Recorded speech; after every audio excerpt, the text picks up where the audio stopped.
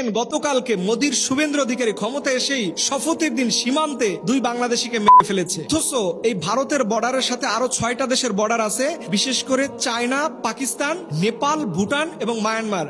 আপনি কি জীবনে শুনেছেন বাংলাদেশিদের মতো করে ওই 5টা দেশের কোন নাগরিকরে ভারত এইভাবে দিনে দুপুরে মেরে ফেলতে আপনি কখনো শুনেছেন? এটা কখনো শুনবেন না, কারণ এই দেশে রয়েছে ভারতীয় এক শ্রেণীর কিছু দালাল এবং কিছু রাজনৈতিক নেতা।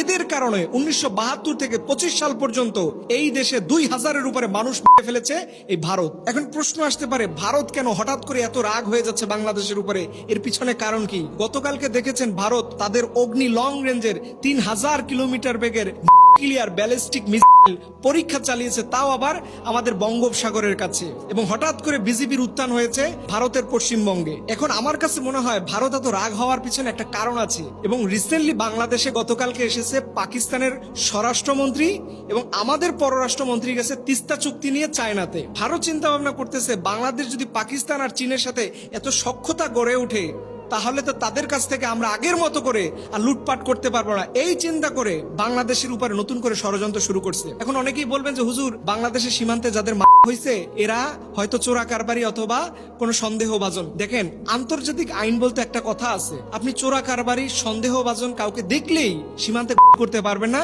এটা আন্তর্জাতিক আদালত আইন স্বীকৃত কোনো বিষয় নয়। কিন্তু সেখানে ভারত আমাদের লোক বাংলাদেশে থাকা অবস্থায় তাদেরকে ফেলতেছে। এটা অত্যন্ত নির্মমতা, এটা অত্যন্ত আমাদের প্রতিবেশী বলতে ঘৃণা লাগে এখানে।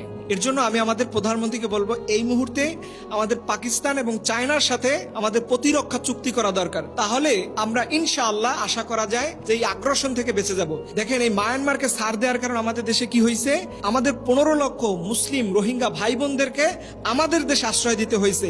এটা আগামীতেও হবে। এই যে পশ্চিমবঙ্গের শুভেন্দু অধিকারী আসছে, সে বারবার বলতেছে না যে বাংলাদেশে সব পাঠাই দিব, এরকম একটা ক্রাইসিস কিন্তু আর একটা রোহিঙ্গা সংকট বাংলাদেশে দেখা দেবে।